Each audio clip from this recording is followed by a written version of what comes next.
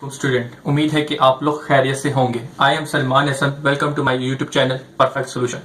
बेटा, इस वीडियो के अंदर मैंने चैप्टर नंबर 5 का पार्ट नंबर 2 बनाना है, एमसीक्यूज वाला।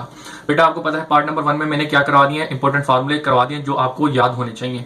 अब मैं पार्ट नंबर 2 करा रहा हूं, जिसके अंदर आपको मैं पास पेपर के एमसीक्यूज कराऊंगा। ठीक है बेटा, आपको सबसे पहली बात ये पता होनी चाहिए कि जो ब्लैक कलर से सर्कल हुए होंगे ना, जो ब्लैक कलर से सर्कल हुए हैं वो चैप्टर नंबर किससे आए हुए हैं? चैप्टर नंबर 5 के अंदर आए हुए हैं। ठीक है, तो लिहाजा जहां जहां सर्कल होंगे समझेंगे वो चैप्टर नंबर 5 के एमसीक्यूज हैं। ठीक है बेटा, अच्छा जी। और दूसरी बात ये कि आप जिस कॉलेज के अंदर हो, यकीनन उसका कोई व्हाट्सएप ग्रुप बना होगा और आपके यकीनन कुछ दोस्त और अहबाब होंगे जो सेकंड ईयर के अंदर होंगे या फर्स्ट ईयर के अंदर होंगे। तो काइंडली आप उनसे ये व्हाट्सएप जो हमारा यूट्यूब चैनल है उससे शेयर कर सकते हैं, ताकि उनका भी फायदा हो। क्योंकि आप अगर किसी के लिए भला करेंगे तो अल्लाह ताला इंशाल्लाह आपके लिए आसानी करेगा। ठीक है बेटा, तो लिहाजा आपको कोशिश कीजिएगा कि आपके इर्द गिर्द जो भी हो जानने वाला उसको जरूर शेयर कीजिएगा और सब्सक्राइब करने का कहेगा। ठीक है बेटा, और आप भी सब्सक्राइब कर दीजिएगा और लाइक करनी हो वीडियो वो भी कर दें अगर आपको लगे आपको समझ आया हो। ठीक है, चलें जी, अब हम लोगों को स्टार्ट करना है। आपको पता है हम 2010 से स्टार्ट करते हैं। सबसे पहले 2010 लिखा मैंने। ठीक है, 2010 अब 2010 के अंदर सबसे पहला जो एमसीक्यू है चैप्टर नंबर 5 का वो है पार्ट नंबर 8। ठीक है, तो पार्ट नंबर 8 को सबसे पहले लिख लेते हैं यहाँ पे, ताकि हमें आसानी रहे सारी चीजों को। अच्छा जी, S is equal to F क्या दिया हुआ है? S is equal to F T. ठीक है, and D T upon D X. ये वाली बात जरा बताएं, D square S upon D S upon D T का स्क्वायर, यानी कि displacement by T, rate of change of velocity at per unit time, यानी कि डबल डेरिवेटिव किसके बराबर होता है? एक्सेलरेशन के बराबर होता है। एक्सेलरेशन को ए कहते हैं। ठीक है, तो मैं लिख भी देता हूं एक्सेलरेशन। ये मैंने बात आपको बताई है। डबल डेरिवेटिव ऑफ एस किसके बराबर होता है? एक्सेलरेशन के बराबर होता है। तो सिंपल आपने एक्सेलरेशन के ऊपर लगा देना। देखिए इन्होंने एक्सेलरेशन पे लगाया, एक्सेलरेशन एट टाइम। ठीक है, तो लिहाजा आपने इस आंसर को टिक कर देना एक्सेलरेशन वाले को। ठीक है बेटा, सिंपल है, पिछली वीडियो में भी बताया हुआ है। चलें जी, अब चलते हैं पार्ट नंबर कौन सा है? ये पार्ट नंबर 9 है। अब पार्ट नंबर 9 में एमसीक्यूज में क्या कह रहा है? Necessary condition for the F X to have a extreme value if. अच्छा जी, अब मुझे ये बताएं कि जो आपको मैक्सिमम मिनिमम वैल्यू मालूम करनी हो तो इसमें एक्सट्रीम वैल्यू मालूम करनी होती है। तो एक्सट्रीम वैल्यू मालूम करने के लिए आप क्या करते हैं? फर्स्ट डैश जो यानी कि डेरिवेटिव निकालते हैं उसको इज इक्वल टू 0 रखते हैं। तो जब जाके आपके पास कौन सी वैल्यू होती है? Extreme value. तो आपकी जो कंडीशन बनेगी वो बनेगी F dash is equal to 0। तो सिंपल आपने इस कंडीशन को लगा देना। तो ये F dash is equal to 0 है, दिस इज, इसको टिक कर दिएगा। ठीक है बेटा, ये हो गई। अब आपके अलावा और कोई भी एमसीक्यूज नहीं आया हुआ 2010 के अंदर। चलें जी, अब आगे चलते हैं 2011 पे आ जाए। तो 2011 में देखते हैं कौन सा एमसीक्यू है जो ब्लैक से हुआ है। अच्छा, 2011 के अंदर आप लोग देखिएगा कोई भी ब्लैक मार्कर से मैंने सर्कल नहीं किया हुआ। इसका मतलब इसके अंदर से कोई भी 2000 यानी कि चैप्टर 5 से नहीं आया हुआ। चलें जी, आगे चलते हैं 2012 यानी कि 2012 के अंदर देखते हैं कौन सा एमसीक्यूज आया हुआ है। ठीक है, 2012 पे आ जाए। तो 2012 में सबसे पहले जो पार्ट नंबर 4 है वो आया हुआ है, जिसको मैंने सर्कल किया। तो जरा देखते हैं इसमें क्या कह रहा है। The necessary condition for F X is to have to extreme value is. ये वही वाली बात है जो पीछे हमने पढ़ा 2010 के अंदर कि एक्सट्रीम वैल्यू मालूम करने के लिए क्या करते हैं कि फर्स्ट डेरिवेटिव जो निकालते हैं फंक्शन का उसको इज इक्वल टू 0 रख देते हैं। ठीक है बेटा, सिंपल। तो लिहाजा ये कंडीशन को आपने टिक कर देना, जिस तरीके से आपने पिछले उसमें किया था ये टिक कर दिएगा। ठीक है, इसके अलावा देख लें 2012 में और कोई तो सर्कल नहीं हुआ ब्लैक से, तो इसका मतलब वो आपके चैप्टर नंबर 5 से नहीं आया हुआ। अब चलते हैं 2013।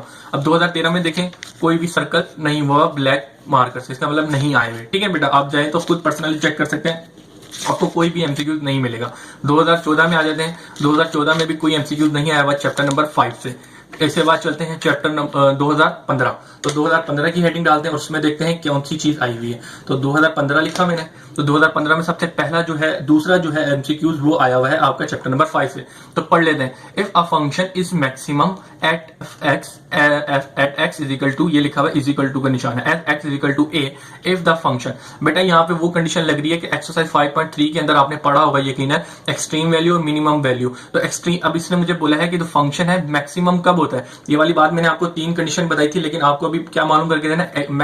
क्या मालूम करके देना है? Maximum value. तो मैक्सिमम वैल्यू में क्या करते हैं, जो डबल डेरिवेटिव होता है वो क्या होता है? 0 से, मैक्सिमम 0 से छोटा होगा। ठीक है, तो इस तरीके से होगा, यानी कि जो चोंच होगी, छोटी जो चोंच होगी वो इस फंक्शन की तरफ होगी, 0 से छोटा होगा। एक कंडीशन ये भी लिख सकता है, और एक कंडीशन क्या है, 0 से छोटी का मतलब नेगेटिव वैल्यू होगी या नेगेटिव वैल्यू होगी। तो इसका मतलब क्या होगा, जो हमारा फंक्शन होगा वो मैक्सिमम होगा। तो सिंपल आपने इस कंडीशन को लगा देना टिक। तो जरा देख लें कौन सी कंडीशन है, जरा देखेंगे इससे सही लगाया हुआ है कि 0 से छोटा होगा। ठीक है, तो लाद इसको आपने टिक कर देना। अगर ये 0 नहीं लिखा होता, इक्वल टू नेगेटिव वैल्यू लिखा, तो फिर भी मैक्सिमम ही कंडीशन बनेगी। ठीक है बेटा, सिंपल। चलें जी, आगे टिक कर ले। आगे जरा देख लेते हैं आगे कोई भी एमसीक्यू चैप्टर नंबर 5 से नहीं आया हुआ। चलें जी, अब 2016 आएगा, 2016 पे आ जाए। तो 2016 में देखें ब्लैक कलर से कोई सर्कल हुआ है? नहीं, ब्लैक मार्कर से कोई सर्कल नहीं हुआ। इसका मतलब 2016 में भी कोई एमसीक्यूज नहीं आया हुआ चैप्टर नंबर 5 से। चलें आगे चलें। अब आ जाए 2017 आता है, 2015 के बाद, 16 के बाद। तो 16 के अंदर 17 के अंदर देखें सबसे पहला एमसीक्यूज ये है 8वां, और कोई भी नहीं आया। चलें 8वें को सोल्व करते हैं। इसको लिए नया पेज ले लेते हैं, ठीक है, ताकि काम हमारा साफ सुथरा रहे बच्चा लोग, ठीक है। चलें 2017 की हेडिंग डाल लेते हैं, ठीक है। आपको क्लियर है, आप चाहे ये नोट करते रहें, क्योंकि एक बार लिख लेंगे तो समझे आपको दोबारा रिवाइज करने की जरूरत नहीं पड़ेगी। तो 2017 के अंदर पार्ट नंबर 8 दिया हुआ है। मुझे कह रहा है क्या कि भाई a function of f is maximum, ठीक है, maximum at x is equal to a. ये वही वाली बात है कि फंक्शन हमारा कब ज्यादा, पिछली वाली बात है कि डबल डैश क्या हो, 0 से छोटा हो या नेगेटिव वैल्यू आ जाए। तो हम बोलेंगे ये क्या है, मेरे पास मैक्सिमम है। तो आपने सिंपल आपने ये वाली कंडीशन को लगा देना 0 से छोटे वाली को। दिस इज राइट आंसर, ठीक है। F double dash small than 0। इसके अलावा और कोई भी नहीं आया था। अब 2018 आता है, ठीक है। तो 2018 पे देखते हैं कौन सा एमसीक्यूज आया। 2018 के अंदर देखते हैं ब्लैक कलर से सर्कल कुछ हुआ है? नहीं। तो यानी कि 2018 के अंदर कोई नहीं आया हुआ एमसीक्यू। यकीनन कोई भी एमसीक्यूज आपका नहीं आया हुआ चैप्टर नंबर 8 से, तो मैंने नहीं किया। अब आ गए हम 2019 के ऊपर। तो 2019 के अंदर जो आया हुआ है पार्ट नंबर 11 आया हुआ है। तो ये एमसीक्यूज जो आया हुआ है चैप्टर नंबर 5 का, इसको देख लेते हैं। तो इसमें क्या है, the necessary condition of F x यानी कि फंक्शन जो है टू हैव एक्सट्रीम वैल्यू। यकीनन एक्सट्रीम वैल्यू मालूम करने के लिए कौन सी चीज चाहिए होती है? कौन सा पार्ट है? Part number 11। तो पार्ट नंबर 11 इसने मुझे बोला कि एक्सट्रीम वैल्यू मालूम करने के लिए हमें किस चीज की जरूरत, कौन सी कंडीशन लगानी पड़ती है। बेसिकली एक्सरसाइज 5.3 के अंदर मैक्सिमम मिनिमम वैल्यू मालूम करने के लिए आपको एक्सट्रीम वैल्यू की जरूरत होती है। तो लिहाजा आप क्या करते हैं, फर्स्ट डेरिवेटिव को इज इक्वल टू 0 रखते हैं, ठीक है। यानी कि F X is equal to जो दिया हुआ होता है उसके ऊपर डेरिवेटिव लेंगे तो एफ डैश बन जाएगा। तो इसको इज इक्वल टू 0 रख देंगे। तो ये आपके पास किसकी वैल्यू देगा? ये आपको एक्सट्रीम वैल्यू की देगा, एक्सट्रीम वैल्यू दे देगा गिवन, ठीक है। तो आपने इसको मालूम करना है, सिंपल। तो एक्सट्रीम वैल्यू आ जाएगी जब आप F dash is equal to 0 रख देंगे। तो आपको ये आंसर होना चाहिए। तो ये देखिएगा ये F dash is equal to 0 है। इस आंसर को आपने टिक कर देना है। यहाँ पे आपकी जो 10 ईयर के एमसीक्यूज हैं चैप्टर नंबर 5 के अंदर आए हैं वो कंप्लीट होते हैं। इंशाल्लाह आने वाली वीडियो के अंदर और चीजें बताऊंगा। अगर आपको कोई कंफ्यूजन हो या किसी किस्म की, तो मुझे आप कमेंट्स में बता सकते हैं, ताकि आपको मैं सही तरीके से समझा सकूं, या कोई कंफ्यूजन हो तो बता दूं। अल्लाह हाफिज।